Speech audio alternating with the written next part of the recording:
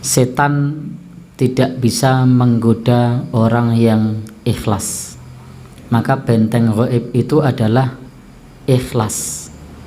Karena nilai keikhlasan dalam penghambaan kepada Allah merupakan solusi nyata untuk membebaskan diri dari syaitan.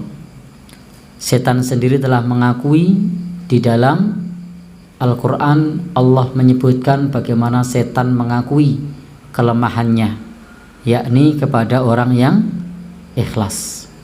Jadi kuncinya ikhlas, tidak berharap pujian, tidak sum'ah, tidak ingin didengar orang, tidak ujub, tidak menyombongkan diri, tidak mengagumi diri sendiri, tidak ria, tidak mencari popularitas, tidak syirik.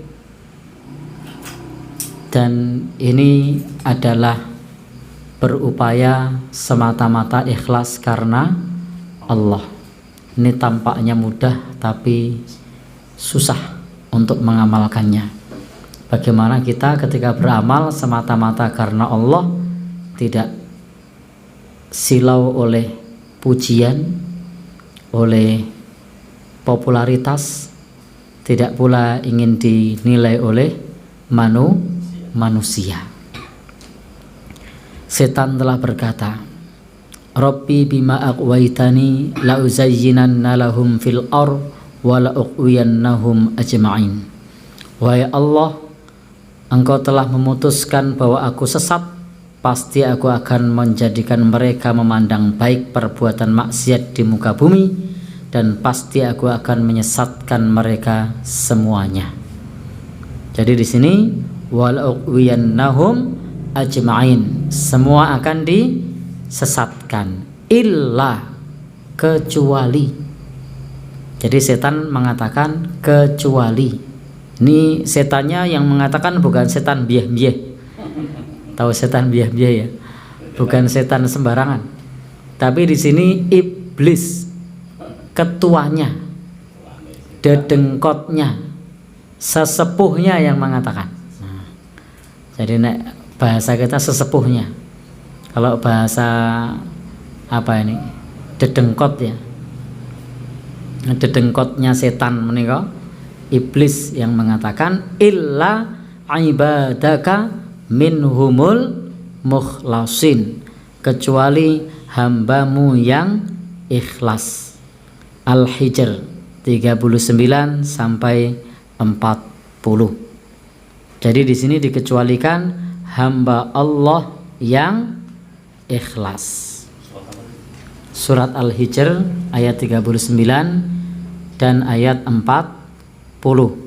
Ini adalah rahasia setan yang dibocorkan oleh dedengkotnya sendiri. Jadi sudah jadi rahasia umum ini. Rahasia umum itu rahasia yang bukan rahasia. Karena kalau rahasia itu tidak umum.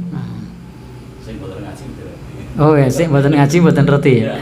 Jadi ya umum untuk yang sudah ngaji ini.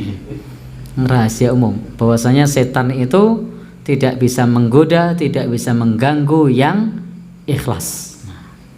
Jadi kuncinya kita ikhlas. Maka ilmu ikhlas itu tidak gampang. Maka siapakah orang yang ikhlas itu? Mereka yang beramal tidak suka dipuji oleh orang lain. Orang ikhlas adalah orang yang merahasiakan kebaikannya sebagaimana merahasiakan kejelekannya. Bapak Ibu, kita punya kejelekan? Punya. Nah, kita punya keburukan? Punya. Punya aib? Punya. Punya masa lalu? Punya. Buruk? Nah, pengen diceritakan? Tidak. Pengen orang lain tahu? Tidak. Nah, maka ikhlas itu seperti itu. Kita tidak ingin menceritakan dan tidak ingin orang lain tahu. Nah, maka ikhlas itu adalah menyembunyikan kebaikan sebagaimana menyembunyikan aib kita. Bapak Ibu, ikhlas itu menyembunyikan kebaikan sebagaimana menyembunyikan kejelekan. Jadi kebaikan itu kita rahasiakan sebagaimana merahasiakan kejelekan. Itu disebut ikhlas, tidak ingin disebut-sebut. Jadi kalau misalnya kita tidak disebut masih marah, itu masih jauh dari ikhlas. Bahwa yang terlibat dalam wakaf Al-Quran ini adalah tiba-tiba ada satu orang yang kececer, protes. Ini masih jauh, masih sulit untuk ikhlas.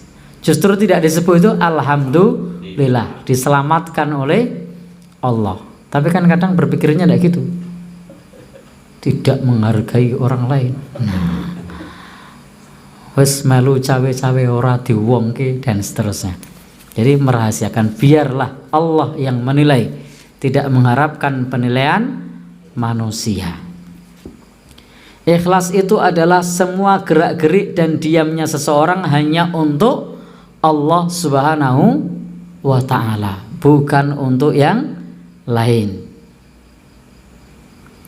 Ibrahim bin Adham pernah berkata, ikhlas adalah kebenaran, ketulusan niat bersama Allah Subhanahu wa ta'ala semata, untuk Allah semata. Maka Bapak dan Ibu, ketika kita ikhlas, maka senantiasa merasakan pengawasan Allah secara berkesinambungan, dan kita semata-mata mengharap ridho Allah Subhanahu wa ta'ala. Jadi kalau kita ingin dijauhkan dari syaitan, bisa bebas dari gangguannya, berusaha untuk bebas dari segala bentuk yang mengotori keikhlasan kita, baik syirik besar maupun syirik kecil, baik riya maupun sum'ah. Pokoknya segera palingkan hati kita hanya kepada Allah, bukan kepada yang lain. Karena kalau sudah beramal karena manusia, maka itu riya. Meninggalkan amal karena manusia itu syirik, atau dalam pernyataan Qadhi Fudail bin Iyad itu tarkul amal min ajlinas riya, meninggalkan amal karena manusia itu riya. Wal amal min ajlinas syirkun, dan amal karena manusia itu syirik. Wal ikhlas, dan ikhlas itu ayu'afikallahu minhuma. Ikhlas itu ketika Allah memelihara kita dari dua sifat ini. Jangan sampai kita beramal karena manusia, jangan pula kita meninggalkan amal karena manusia. Kenapa kok tidak sholat? Orang-orang juga tidak sholat. Jadi meninggalkan amal karena manusia. Biasanya sholat sunnah, kok ini tidak ada yang sholat sunnah. Lalu kemudian ditinggalkan. Biasanya kalau selalu nyemplungi kotak infak, tapi kan tidak ada yang nyemplungi.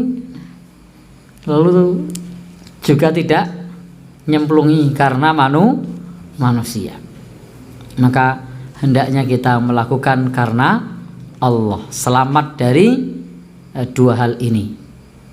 Maka tadi Fudail bin Iyad mengatakan tarkul amal min ajlinas riya, meninggalkan amal karena manusia riya.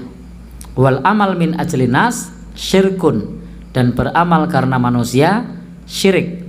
Wal ikhlas, dan ikhlas itu ayu'afikallah minhuma, ketika Allah memelihara kita dari keduanya. Beramal ataupun meninggalkan amal semata-mata karena Allah Subhanahu wa ta'ala.